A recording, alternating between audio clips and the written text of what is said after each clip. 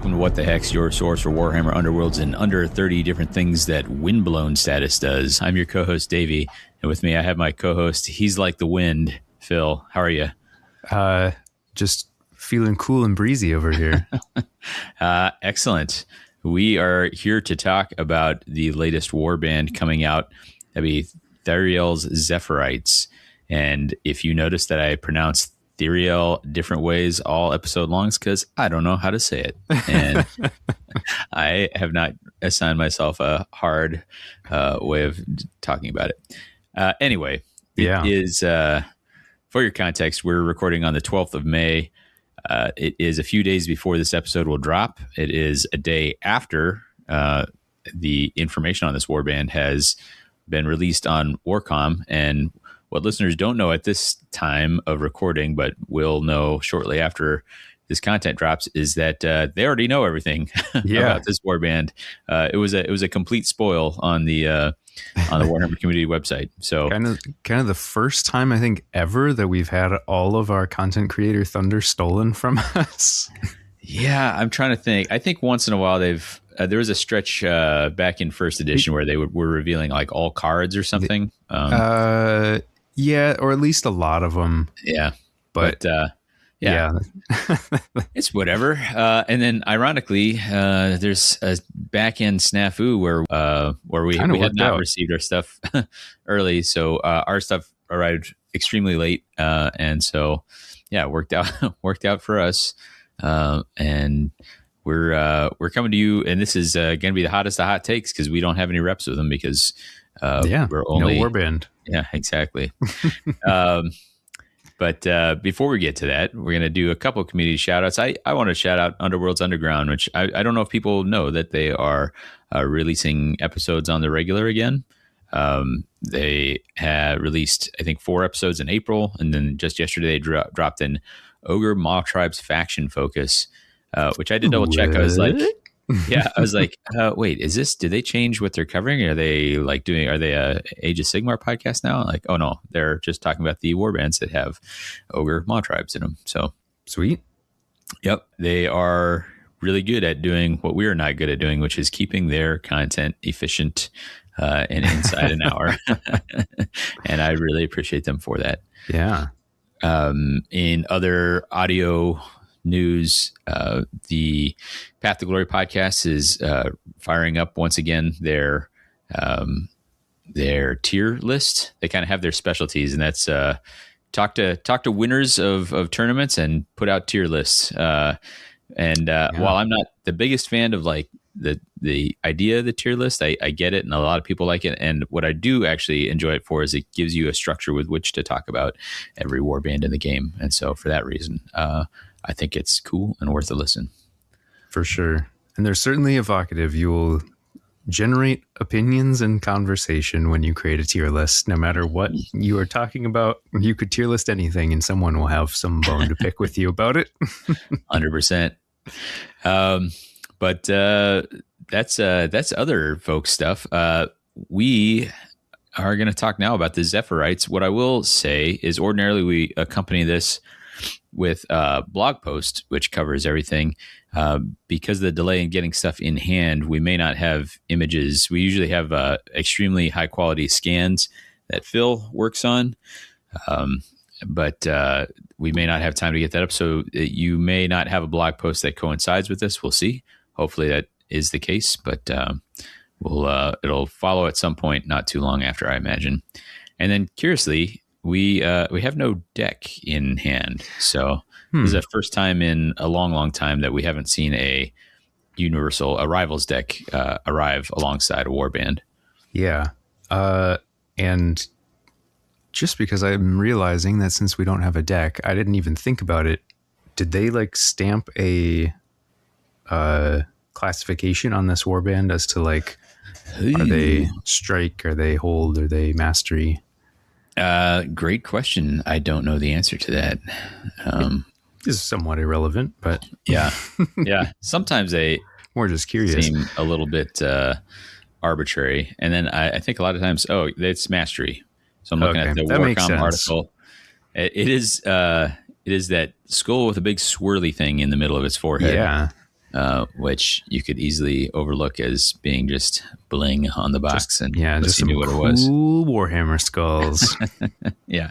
So mastery archetype, and I think that probably tracks. We've talked often about how mastery is kind of weird classification. Just means like it does something different, right? Yeah, yeah.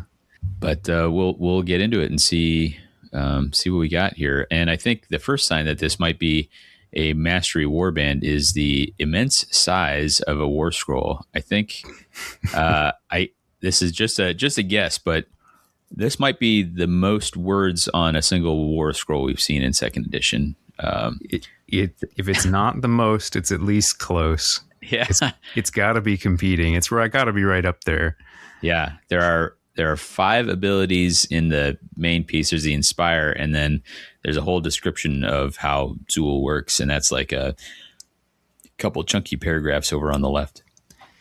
Yeah, and honestly, I think some of that is just because like there's not a great way to word it so that it works in the rules. So it's just really verbose. Yeah, I agree. It's something that would like, if you could have a diagram, we'll get into that in a second here, but if you could have a diagram, this, there's the saying, a picture's worth 1,000 words. And like, yeah, I mean, it kind of would be here too. But this is a warband that has 5 models, but it is not a 5-fighter warband. No. Yeah. It is a 4-fighter warband, and they have their little animal companion is kind of a token, I guess, or a counter. So I think that might be as good a place as any to start. Do you want to cover the Living Gale for us? Yeah. Let me catch my breath here first so I can get through all this. So the Living Gale, at the start of the first action step in the first battle round, place a friendly Tzul model in an empty hex that does not contain a feature token. At the start of the first action step in each other battle round, you must remove that model from the battlefield and then place it in a different empty hex that does not contain a feature token. A hex that contains a friendly Tzul model is an occupied hex. While a straight line can be drawn from the center of a friendly Tzul model's hex through the center of an adjacent hex and all the way to the center of an edge hex without touching any blocked hexes, any fighter in hexes that line crosses are windblown. That's a really long way of saying draw the like 6 directions out from the model, and all of those like straight lines are windblown unless they cross a blocked hex. Yeah, which means that if anywhere along that line there is a blocked hex, it will shut down that spoke of your wind wheel or whatever, what have you. So. Yeah, I also started thinking about it in my head as like, oh, so it's sort of like the spokes of a wheel, and you can like think about it as like coming out in all directions from that hex. Yeah. To this, it's the way they had to word this fairly similar to Hammertide. Where they're having to say like, hey, this is just like a straight line of hexes out from here.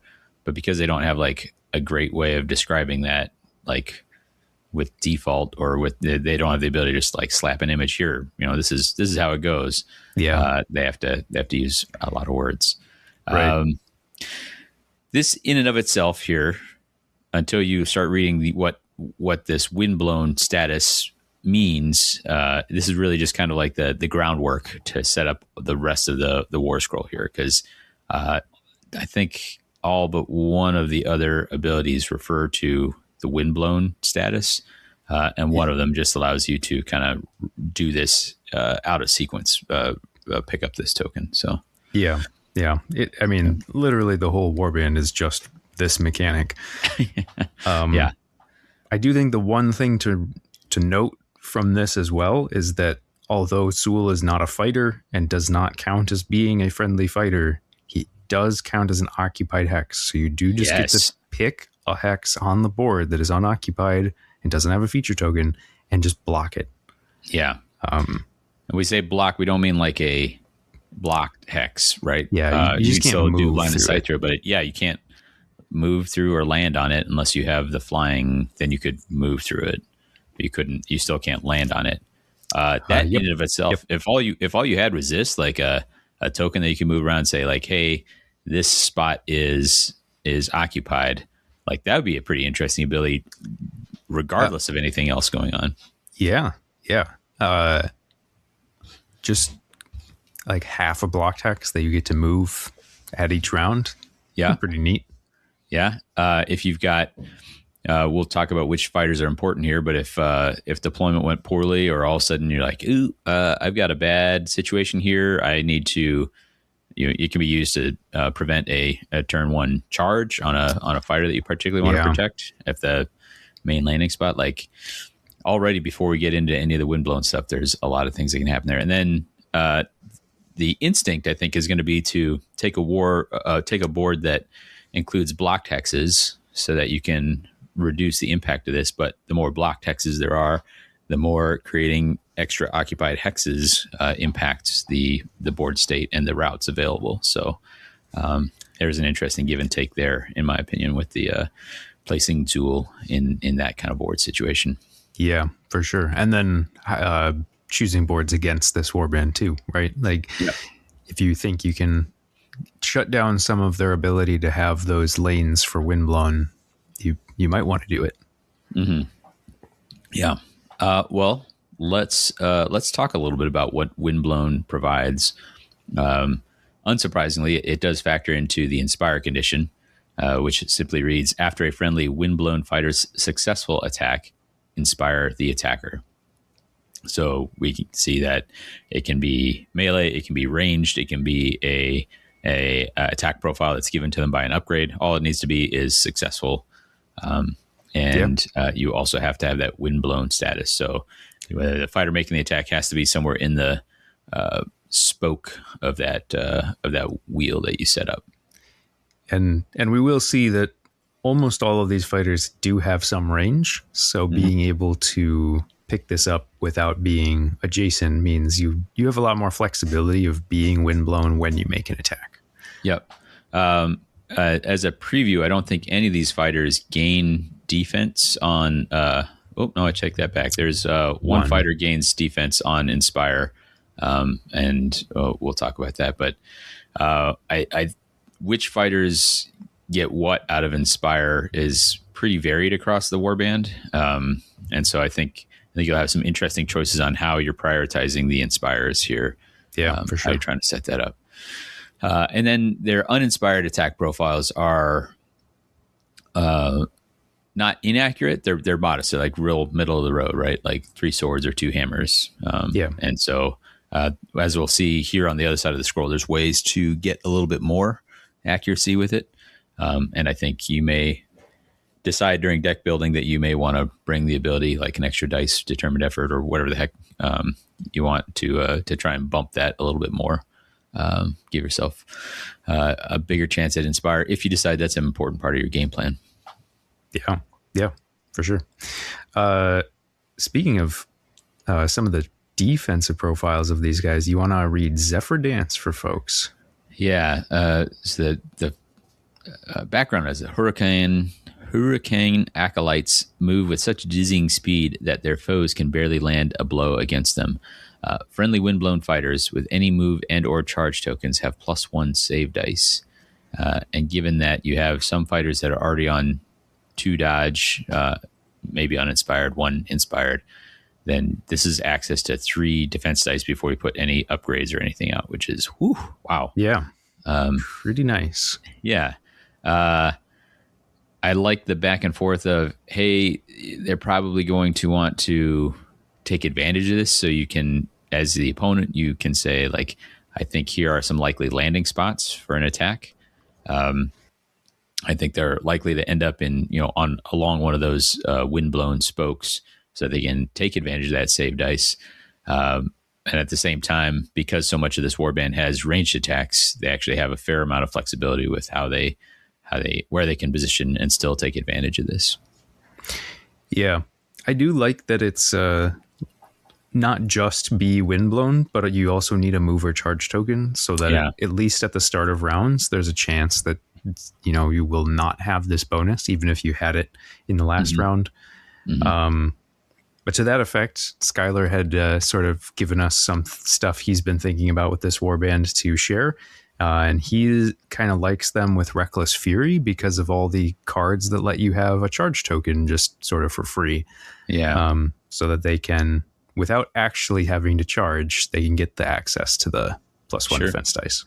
Yeah. The thing that jumped to mind for me, I don't know that this is a deck for sure that they would want, but I was thinking of Hidden Paths, which will hand out a move to, so you can like get a position. If you're at that end of that spoke, then you can also like drop into a saucy spot and have +1 save. So nice.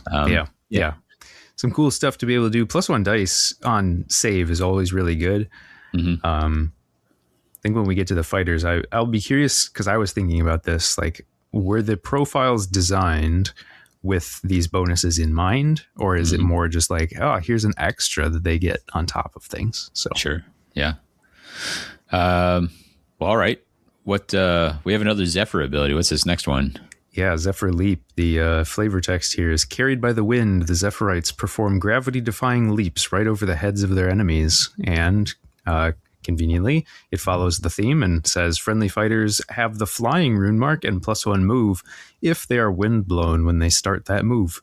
This warband is all speed 4 to start. So if they start wind-blown for a move, which you could pretty easily set up at the beginning of the game, they will be move 5 with flying. So they're quick.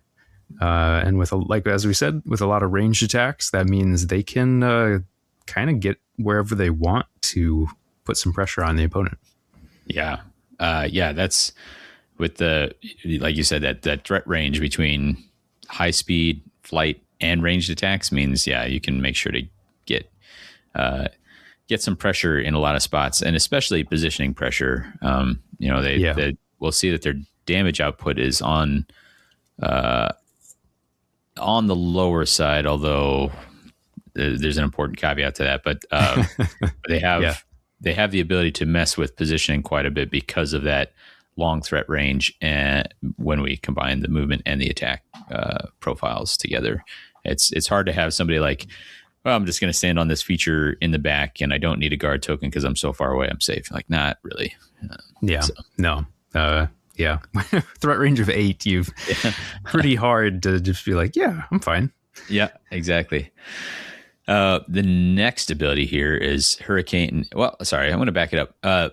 It's a great ability, Zephyr Leap. It is, at first glance, to me, it feels like the least exciting of these, and it's still solid, right? Yeah, and like, to your point, it isn't exciting, right? But plus move is really strong in this game, and it can be underappreciated sometimes just how strong it is to have extra move.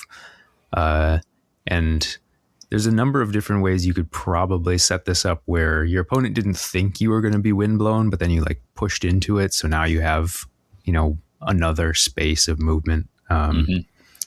So the picture that I've started to sort of put together in my head is that, like, this is going to be one of those warbands that is very flexible and really likes to work the board. And I think that this ability really does play into that quite well. Yeah, I'd agree. And you look at some other warbands, some of the hoops they got to jump through for +1 move. I think about the times I was playing Dread Pageant, and they have on War Scroll, like, you can get +1 speed, but you have to be wounded and you have to be charging. Like, oh boy. And this is +1 move for whether or not you want to charge and flying, and you just have a starting positional requirement. So well, now we can take a quick look at Hurricane Aid. This one says a roaring gale whips around the Lumineth's enemies, lending the Zephyrites vital support. And this is simply enemy windblown fighters are flanked, which is a substantial accuracy boost, particularly for people who are already throwing 3 dice, like 3 swords. Loves having somebody flanked. And especially at range, that you can get accuracy with the flank without having to commit somebody forward and get them in as risky a position. And with the ranged attacks, you can find yourself the ability to take advantage of both Zephyr Dance and Hurricane Aid with the same fighter. So charge onto one spot on a spoke and shoot onto another spot on a spoke. It's kind of a big deal. Yeah. And like anybody who's played against Deadly Synergy should know the value of just flanked. Like even just getting it like, ooh, one extra hex because I didn't have to be, you know, adjacent with two fighters. Ooh, that's really good. Well, if they have you positioned in this spoke, it's like, well, I can reach out and be super accurate from quite a ways away. Yeah. It's pretty gnarly. And it is not tied. Like it's not, there's no other positional requirements. It's just have an enemy fighter in one of these spokes. Kind of makes for a weird mirror match because then like both sides are going to want to be windblown all the time. But then they're like, oh, well, I guess we're all just getting flanked all the time. Oh yeah. Unless we can put out a couple of those upgrades that can mean that you can't be flanked. So I didn't even think about the mirror match. That's going to be wild. Like double Tzul out to like the whole board is just going to be windblown. Yeah. Two hexes you can't move through unless you have flying. The whole board basically is windblown. Yeah. It'll be very interesting. Oh man. Yeah, good call. Hope everyone's paint schemes are different so they can keep track of the different Tzuls. Yeah. Let's that is great, and it has besides just like attacks are more accurate. It opens up some different things. Like there are attacks that might care like how many of your successes or did you have all successes or or just like did you successfully make a flanked attack. There's some objectives that are checking to see, was the target flanked and were you successful and that sort of thing. So just more ready access to this opens up options above and beyond just the simple accuracy boost that it is. Yeah. Yeah. Having some surges that it's just like, well, just for existing, I now kind of have access to this is pretty cool. I've certainly taken advantage of a few of those things with Hexbanes before because the dogs can kind of force it. And this is sort of to that same extent, but you didn't have to have your own model there to turn it on. So pretty interesting stuff. Sometimes these abilities that seem really simple and boring are some of the best. And I do imagine this will feel quite good when we actually get a chance to play with these guys. Yeah. How about those three were our on all the time abilities, and then we've got a couple of once per game. So you want to cover one of those? Yeah. So I think we'll start with just we'll just go in order, but to say I think those first three, it's kind of like here's the benefit of doing things, and then now these next two sort of are like here's some tools to help you maintain windblown. So this one is called One with the Wind. It's the flavor text for it is Tzul can become a gust of wind to evade foes. He can't be attacked by them anyway, so I'm not sure why he needs to evade them, but he can. And it says, use this in your power step. If your leader and a friendly Tzul model are on the battlefield, you can remove that Tzul model from the battlefield and place it in a different empty hex that does not contain a feature token. You can only use this ability once per game. So pretty neat. You can just change the board for the wins. And, I think a lot of the time, because it's in your power step, you'll probably use this defensively. Be like, ooh, I'm, kind of out of position. Let me move Tzul. So now I have +1 save. Yep. But, if you know that you have an opponent that you really want to be windblown for some reason, you can set up for the future if they've already moved or charged or something. Sure. Or this last ability that I think the two might get used back to back quite frequently. You want to read through Cyclonic Pull? Sure. Tzul summons a sudden whirlwind, pulling a distant ally towards him. Use this in your power step. Pick a friendly windblown fighter. Push that fighter any number of hexes in a straight line toward a friendly Tzul model. You can only use this ability once per game. That is a huge push. And if you really want to use both, then it's kind of like, hey, I'm going to basically push somebody anywhere on the board as long as I can get a straight line from where they are to where I want to go. Now, how much of the rest of your spokes you're going to sacrifice to do that? But it's wild. You can drag yourself from deep in your territory to deep into enemy territory. I think there's some huge plays that this can pull off if you are looking for it. Yeah, it's very close to a teleport. The fact that it is like multiple pushes all in a straight line, though, does mean that your opponent's positioning could mean that you can really only go a couple hexes. But you know, we like having a push of one on a war scroll. Yeah, exactly. having a theoretical push the entire board, pretty gnarly. I can think of, not just imagine, I can think of watching a handful of scenarios where you get to the sort of late stages of a game where you kind of know you're ahead and probably have it in hand if you can just play keep away, where you could use this and then just be like, and my leader is pushed 10 hexes away and you now can never get to me. And that is probably game. And like, I know that's a little bit magical Christmas land, but like, just knowing that is a possibility is pretty crazy. Yeah, I think this is one of those abilities that it's one of those abilities that like the trick will be recognizing when to pull the trigger on it, because there are going to be so many opportunities where like, this is a good thing. Is it better than what I might do next turn or the turn after? Or, like, is the modest benefit I get now worth like the advantage I get early in the game versus later in the game? And I think finding that right time to use it is important. Also in your power step, as we noted. So what I like about that and the previous one is that this is less useful as a, hey, I've got a surprise charge that you weren't expecting. Like all of a sudden I pulled myself up, and it's more a defensive, or your opponent has a chance to react in their action step. Theoretically, for sure. Unless you ran 10 spaces away from them. Yeah. I think that it's really good that they did it this way, because having this as an offensive weapon, I think, would be really oppressive. There would just be those times where you're like, okay, we're going to go into my turn. So I move Tzul, I pull my guy way up towards you. You're already charged out, so you can't get away from me. And now I get to sit here for the next, 2 activations, just hammering at you. And I've got all the tools ready to go. And there's not much you could do about it. Like, that would feel pretty terrible. Having it go this way, though, if you just want to reposition your spokes, then it's like your opponent could just move away if that's like valuable enough to them.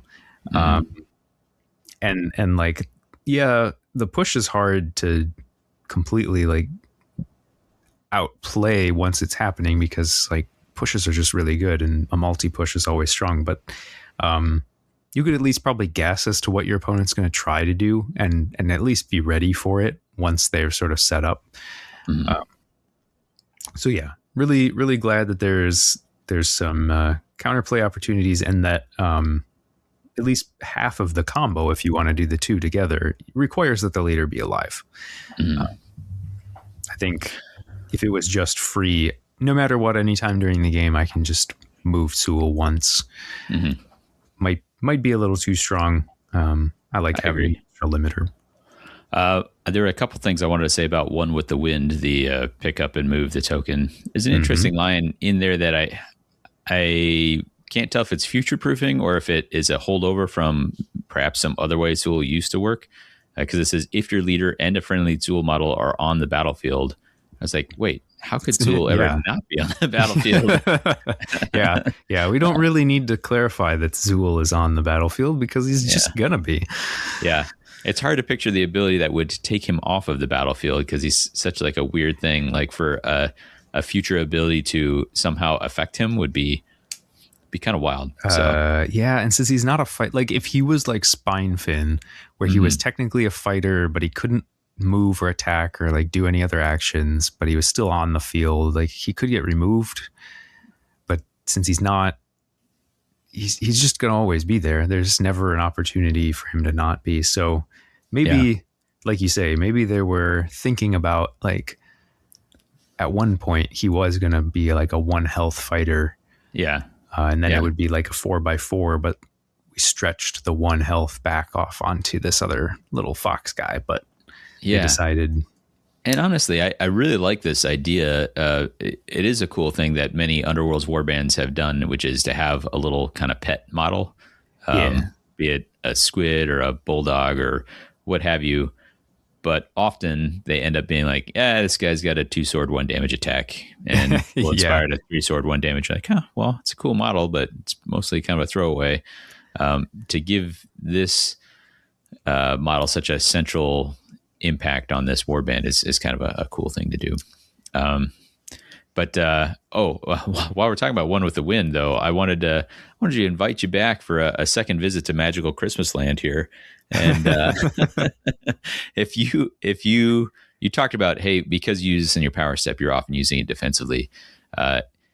You can potentially set up where not only did you get +1 save dice, but that caveat about enemy windblown fighters are flanked, we talked about it being an accuracy boost, but that's a defensive boost too. If you know where you're going to get attacked from, you can say, hey, guess what? I charged into cover, took my shot, and now if you want to attack back, I'm going to be on 3 defense dice in cover with you flanked on my dot. like, oh boy. And if you manage to drop a guard out, then wow, now we are in Magical Christmas Land. So Yeah. So yeah, like this can super duper stack. And that scenario that I described, that can be done even without this. This just makes it easier to engineer that on a critical moment. Yeah. Oh, for sure. I didn't even think about the defensive application of just making people be flanked all the time. But you're totally right. And there's really very little way to work around it unless they want to move out of the spoke. And if they can't, then yeah, you just get a free extra face on your defense die, which is super, super strong. Yeah.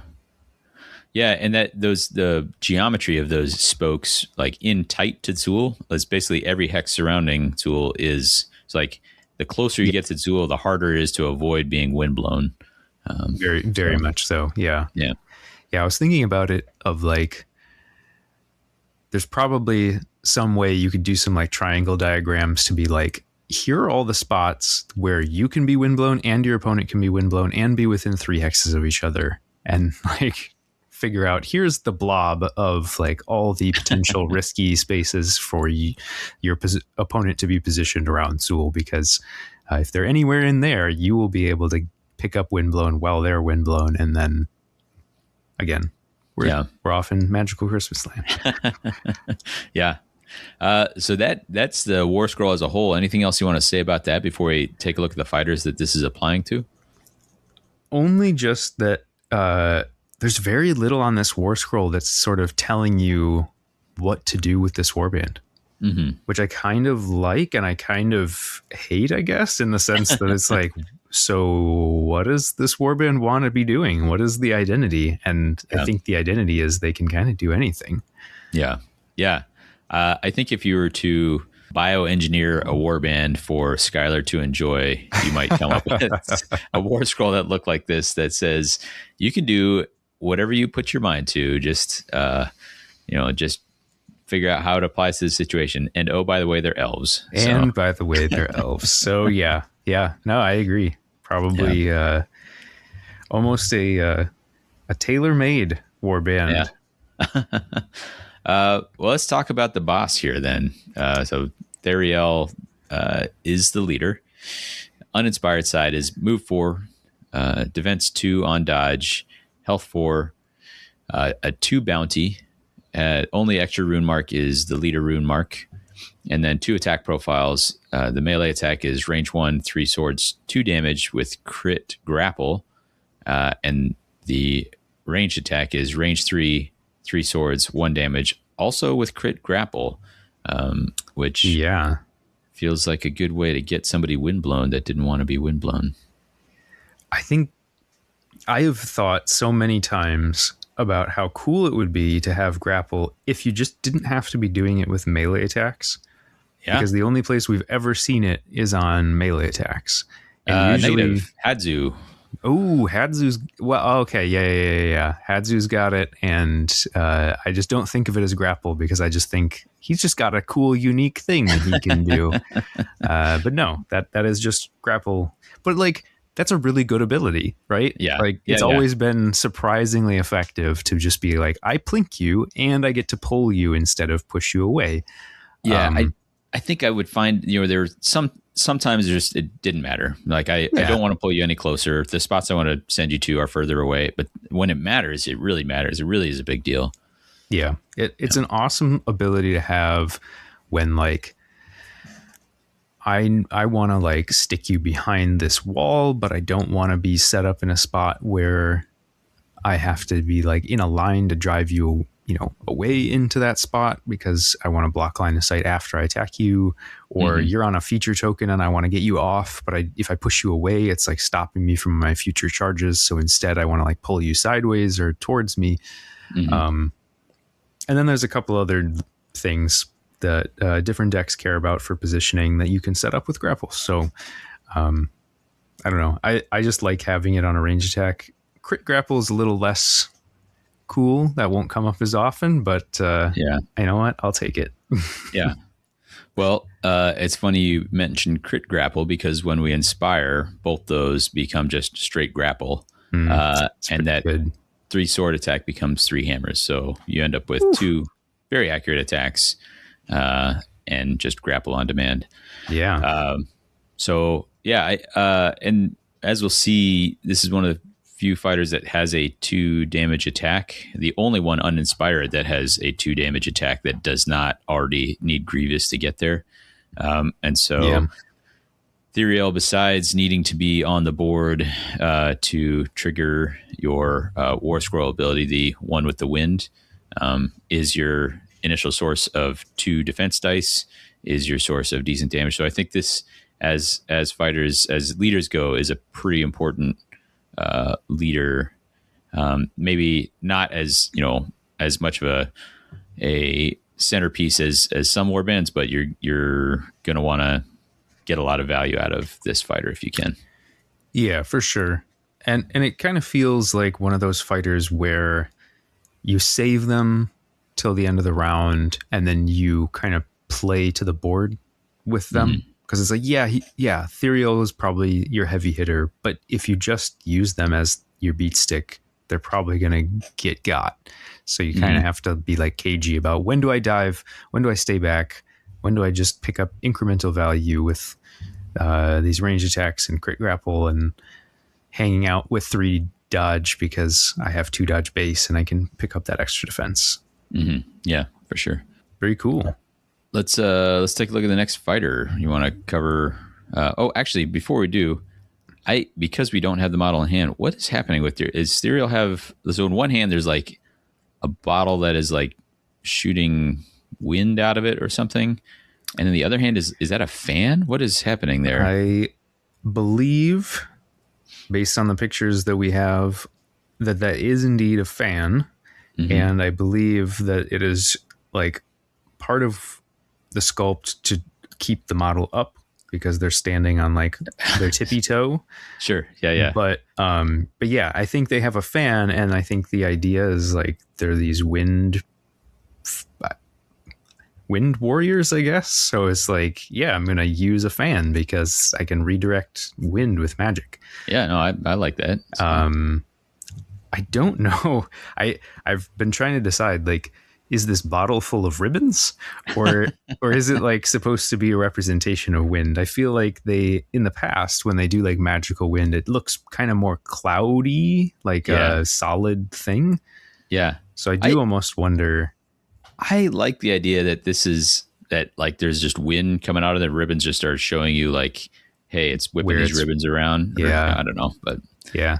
I could see it where it's sort of like, hey, I can control the wind, so therefore I have these, ropes basically that I keep in this jar, and I can like shoot them out and grab you with them and like pull you around. Oh yeah, sure, that makes sense. There's your range grapple. Yeah. And they all got and this cool hat too. I mean, to continue with elves with cool hats. I don't know if those are horns or ears, but I can dig it. Yeah, I concur.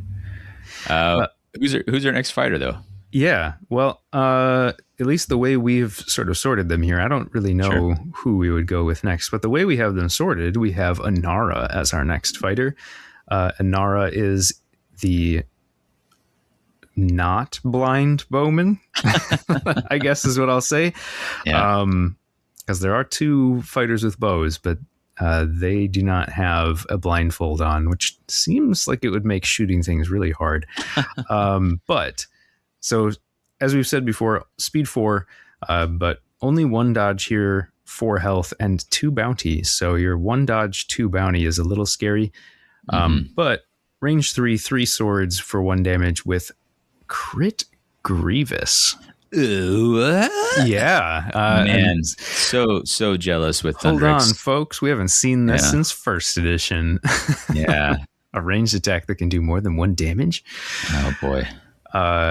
Given that you're already rolling 3 dice on this attack, you do have a decent chance of rolling a crit. So turning that on won't be terrible. And then 3 swords with flanked if you're windblown. It's actually a pretty accurate attack. So Yeah. I like it. Yeah. That in and of itself is like an exciting development. Yeah. See what that means, especially for warbands that are rocking like these 2 health fighters. All of a sudden, each one of those like, oh, I might just get 1 shot at range. Like, Yeah. get used to that. It's a scary proposition for a lot of swarmy warbands, especially swarmy melee warbands, where they like may not have a good opportunity to get to an aura before they're getting shot. So yeah, some cool tech there. If Anara does manage to get inspired, nothing changes about the base profile, but the attack does switch from being 3 swords to 2 hammers. Whatever my like excited sound is, I need the reverse of that. Like, Yeah. What is happening here? I feel like they've done this like a few times in 2nd edition where they give you an inspired profile. I'm like, I don't want that. Like, why did we do that? Do we? What are we even doing here? Technically more accurate, but with the flanked stuff baked into the war scroll, it's less accurate. Yeah. Or it's at least basically the same, and you have less chance of rolling those crits. Yeah. What happened? Come on, man. Make them 4 swords. Like, yeah. I don't know. I don't. Or give some other thing like here's a defense die or move. I don't know. It's just weird. Like if the only thing that changes is like you get a little bit worse at doing the thing that you want to do, then very weird. Yeah, I don't know. So probably a low priority inspire, you'd say. Yeah. Low enough that I'm like, if I meet inspire conditions, do I have to inspire? Yeah. Can I choose not to? But no, I think you have to.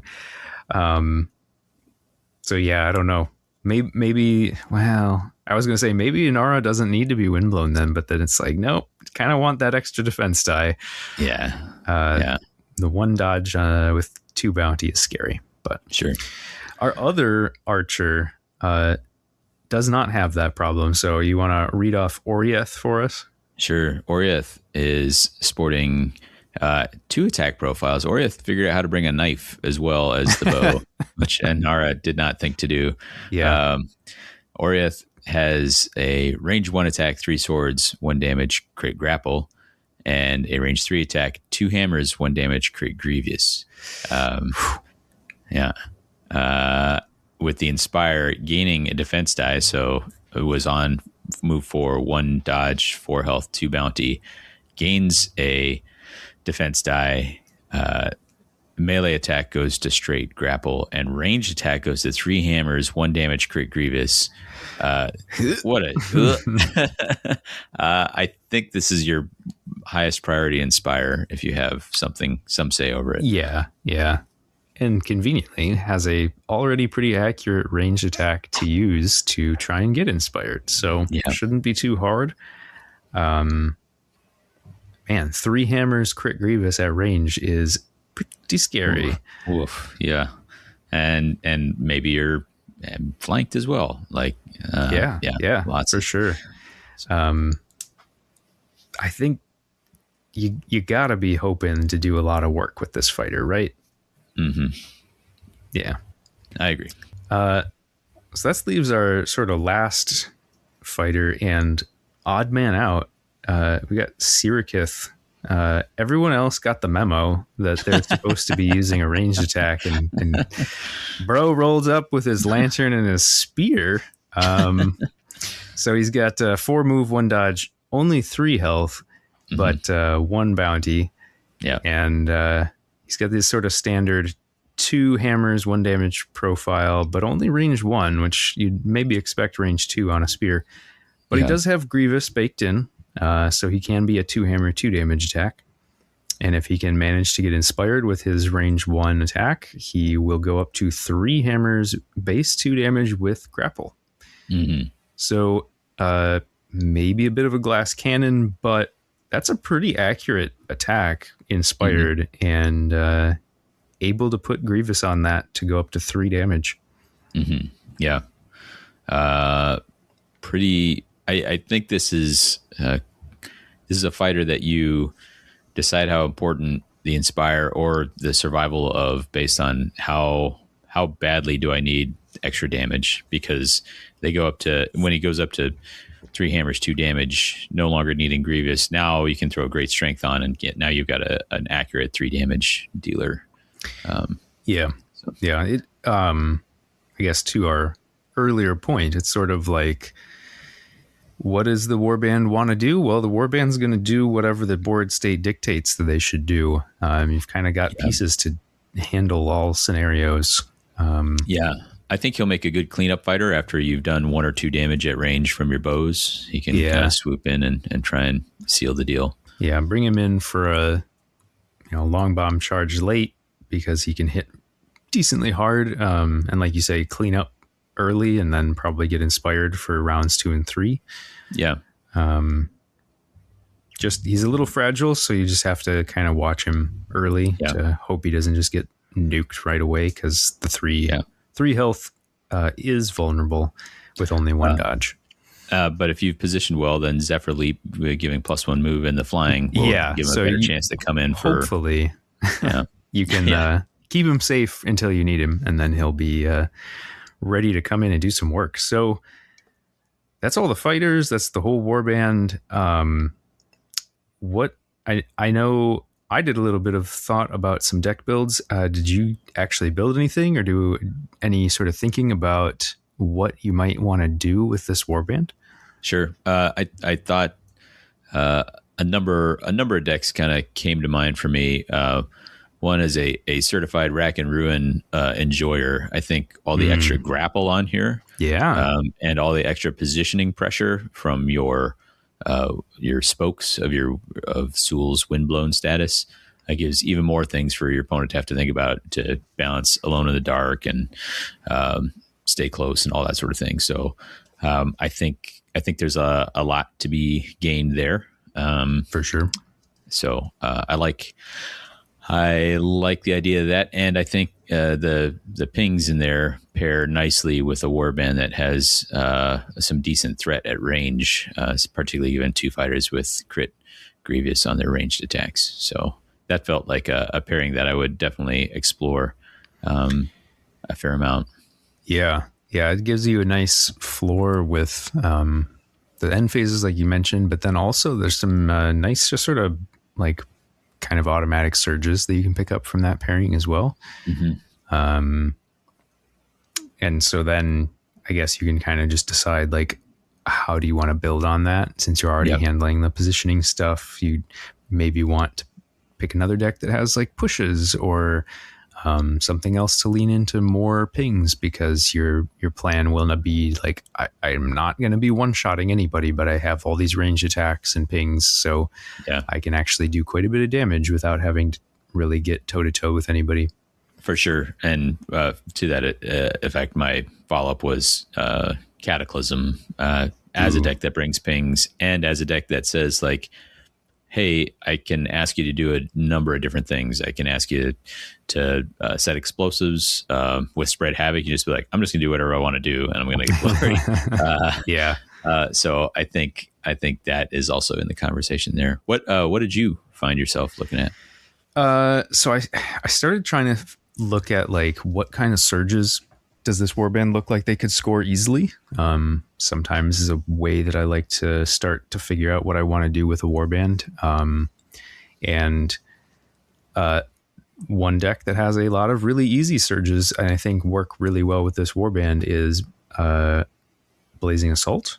You have a ton of 3 dice attacks for Branching Fate.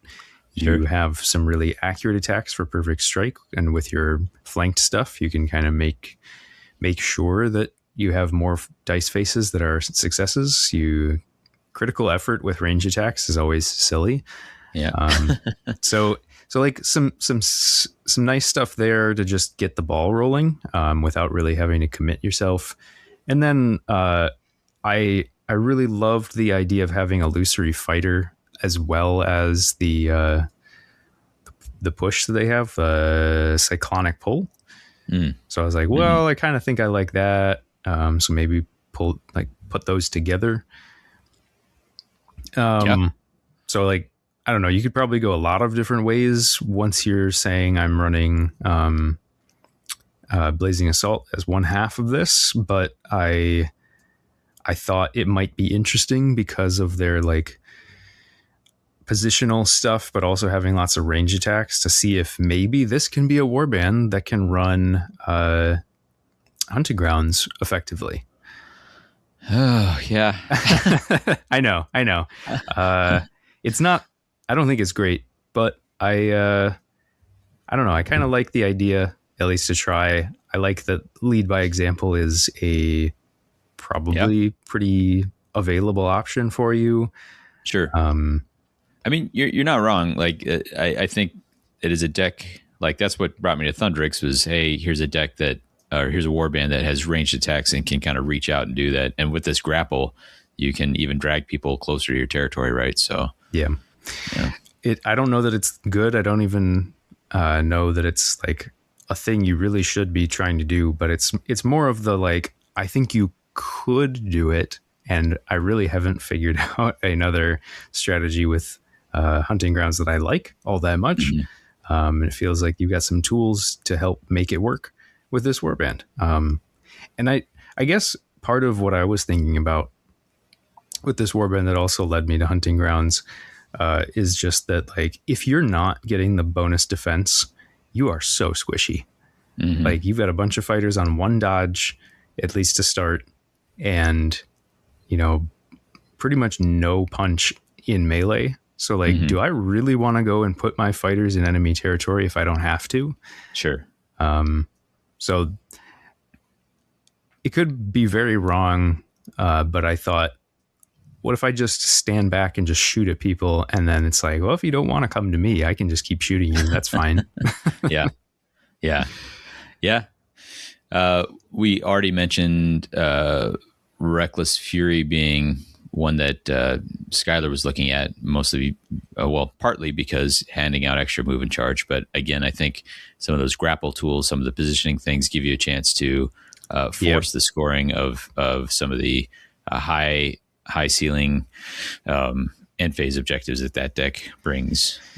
You are very much pushed towards having to get into enemy territory, which I guess is fine when you have something like Cyclonic Pull. So you could use it as a way to then get yourself back out of enemy territory if you then later need to do that.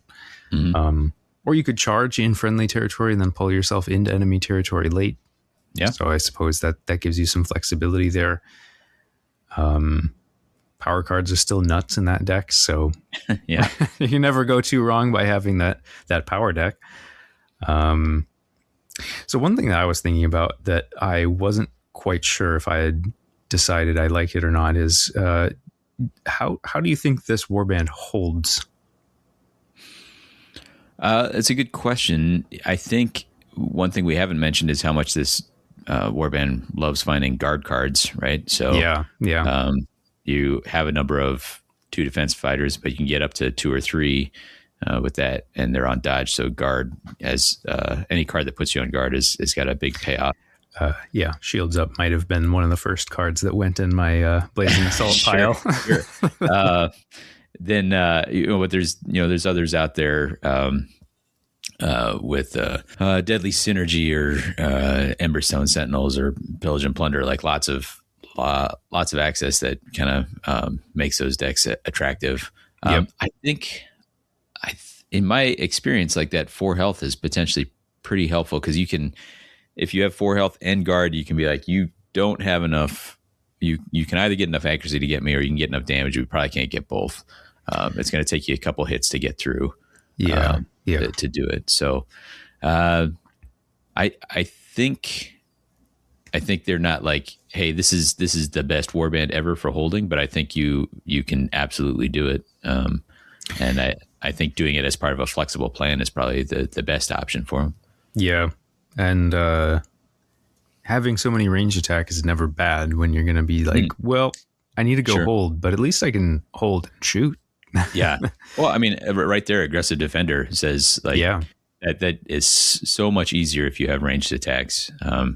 It's kind of a free surge if you have ranged attacks. So yeah. What's the one in Pillage where you made multiple attacks without charging? Hostile takeover. Yeah, these guys would love that. Sure. Pretty straightforward when you don't have to be charging to shoot people. Yeah. Yeah, I mean, we just listed most of the decks. I know. I was just thinking about that. I mean, I think it speaks. It goes all the way back to what you're saying. Is like this is a warband that cares out the board state. They're flexible. They have so many tools to do different things that you can adapt those tools to whatever plan you hope to bring to bear. Yeah, for sure. Just after you mentioned that, it kind of makes me wonder, could this be one of those warbands where like you get a bunch of reps with them with a bunch of different things, you just know this is how the warband sort of works, and then you sort of play to the field to say which deck does best against whatever's currently popular. So like if I'm expecting a lot of elite aggro, then maybe I'm playing a little more cagey because I know that my opponent is going to want to come to me, and I don't necessarily want to, help them along. Or like if hold becomes really strong, that I'm going to bring like as many pushes as I possibly can so I can play like the denial game and play control.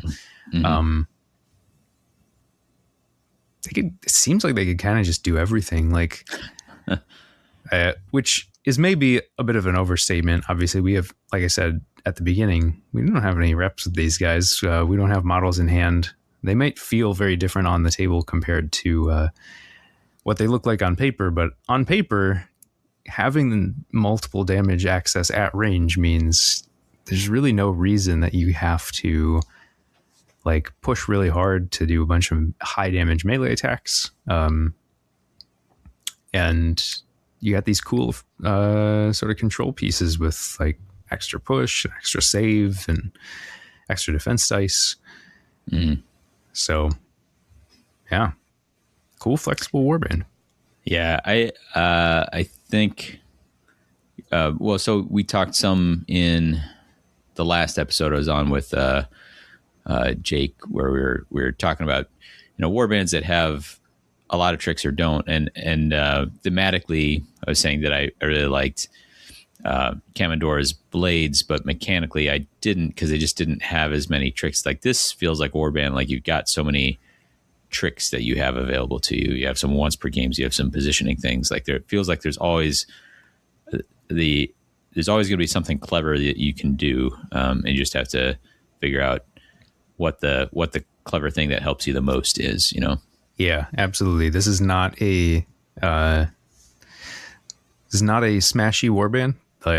You do not have a big hammer to solve all your problems with. But I think in a lot of ways that can make for a really fun warband where it's just like, I'm going to think my way out of all these problems. Whereas some warbands say, I'm going to smash my way out of all these problems. One strategy sometimes works a little better than the other, but I certainly am an enjoyer of the thinking warband. So this feels right up the alley. And I'm sure one that we will see a lot either because we've decided to try it and have a lot of fun with all the tricks, or because we will see Skylar playing it a million times over. Yeah, exactly. All right. I mean, I think it's a real interesting addition to the available warbands out there. I'm excited to see what people do with them. So yeah.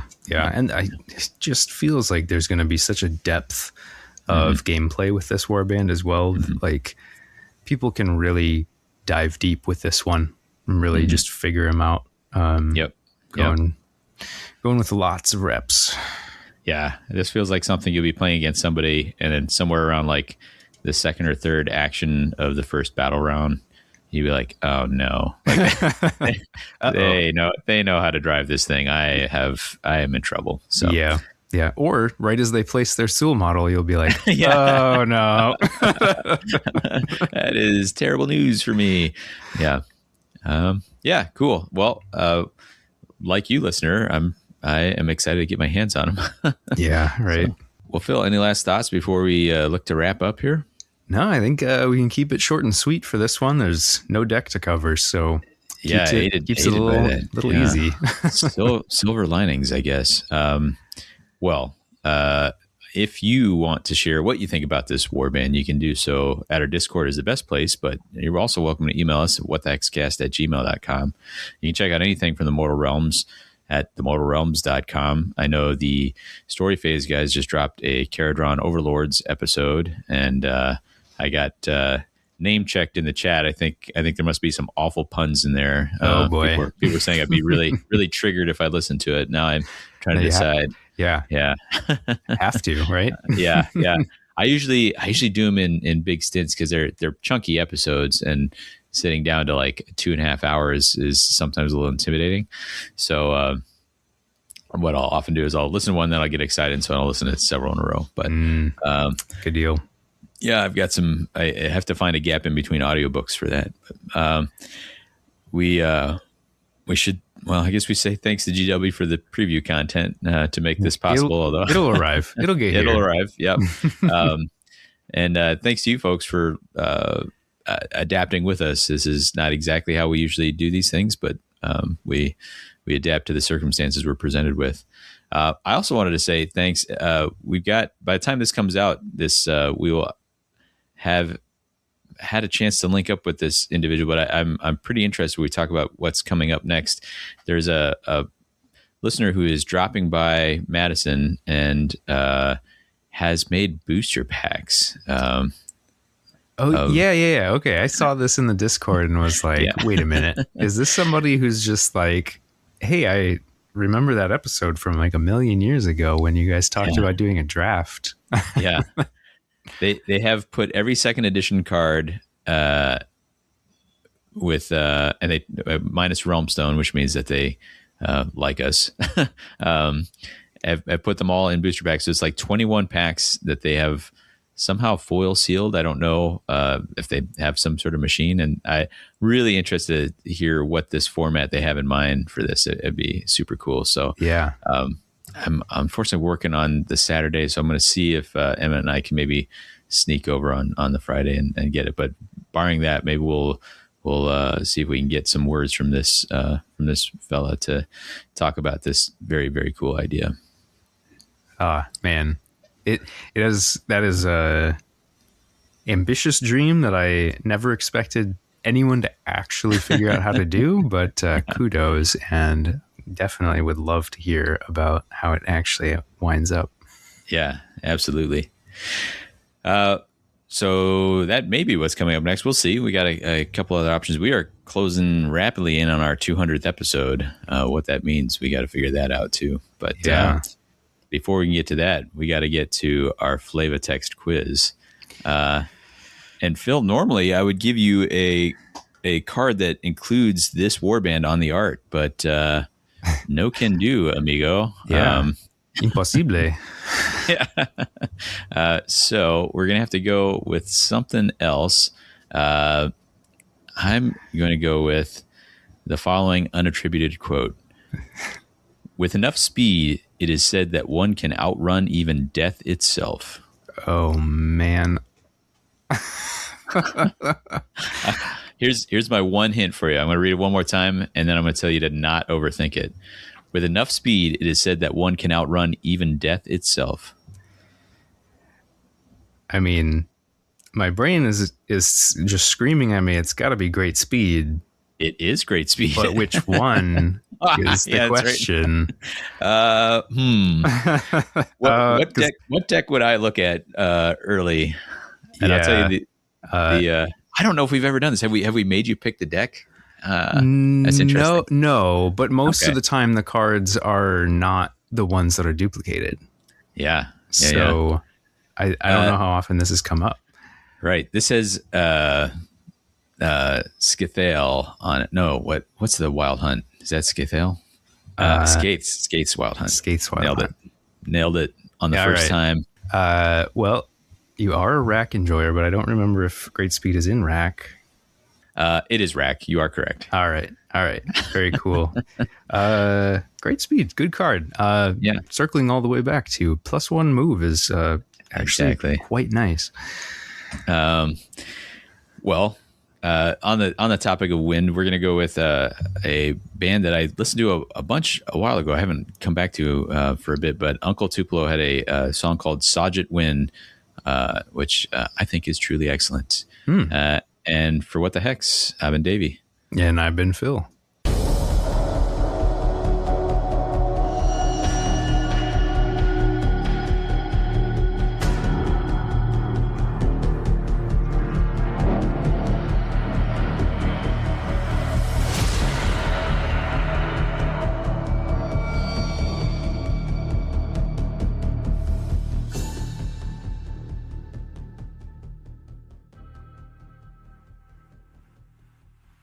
I'm your co-host, Dave Me.